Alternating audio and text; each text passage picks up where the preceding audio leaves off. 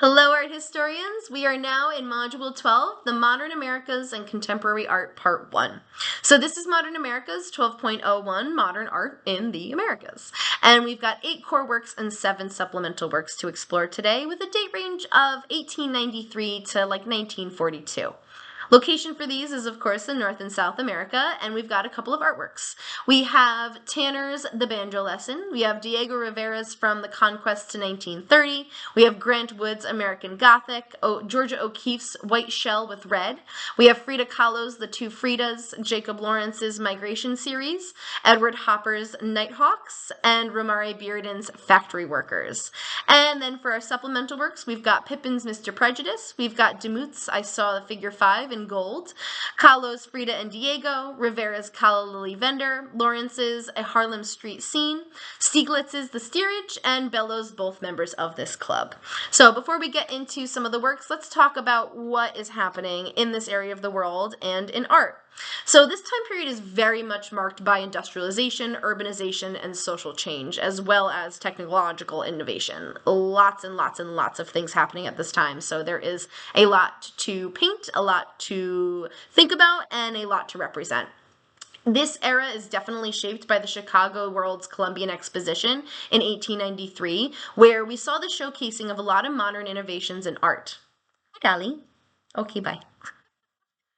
Which is really influencing artists all across the Americas. And so this time period, we're seeing a rise of nationalism and identity exploration, which is really fun and new, as countries in North and South America are really trying to define their unique cultural voices, as well as there's a very strong impact left over from 2 world wars and the Great Depression, which is all being seen in these art movements and themes.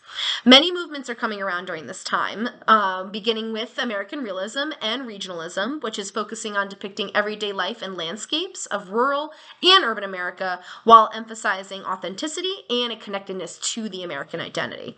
Key artists include Grant Wood, Thomas Hart Benton, and Edward Hopper in this era. Then we also have Mexican muralism, a politically charged movement that is really emphasizing these themes of revolution, indigenous heritage, social justice, all through large-scale public murals depicting workers, history, and societal struggles. Key figures of Mexican muralism, of course, is Diego Rivera. We are also seeing Jose Clemente Orozco and David Alfaro Siqueiros. The Harlem Renaissance is another kind of piece that is coming out of this era in the modern Americas. It is flourishing very much through the 1920s and 1930s, and it's, of course, centering in Harlem, New York.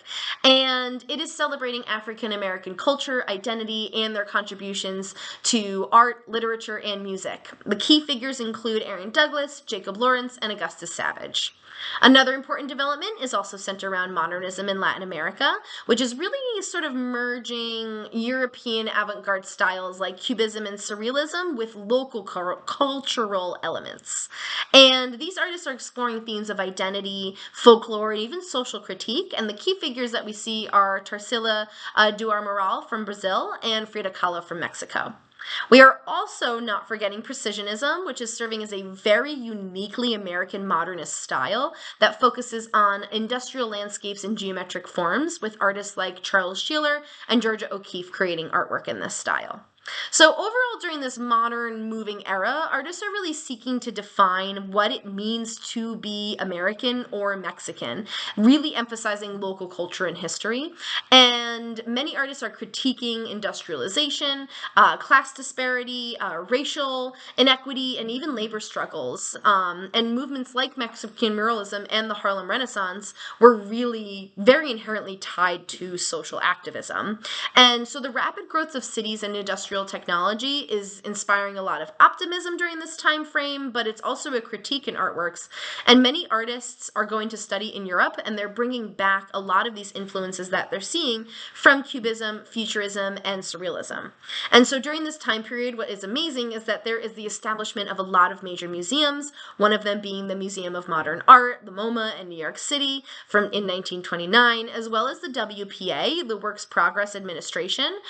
These art programs unions during the Great Depression very much supported artists and public art projects, so that way they could still continue even as the country is struggling financially.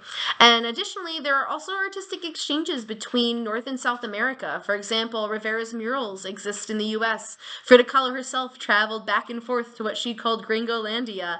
And the recognition of these indigenous and African influences on modern art is definitely becoming a little bit more aware, rather than just the stealing of ideas or appropriating of ideas. We're kind of giving honor and acknowledgement to where these other artistic styles are coming from around the world.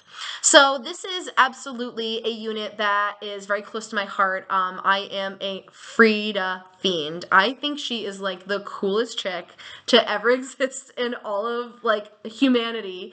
Her story is so beautifully heartbreaking and is just such a representation of this amazing, strong person. And give me 1 second, I'll come right back.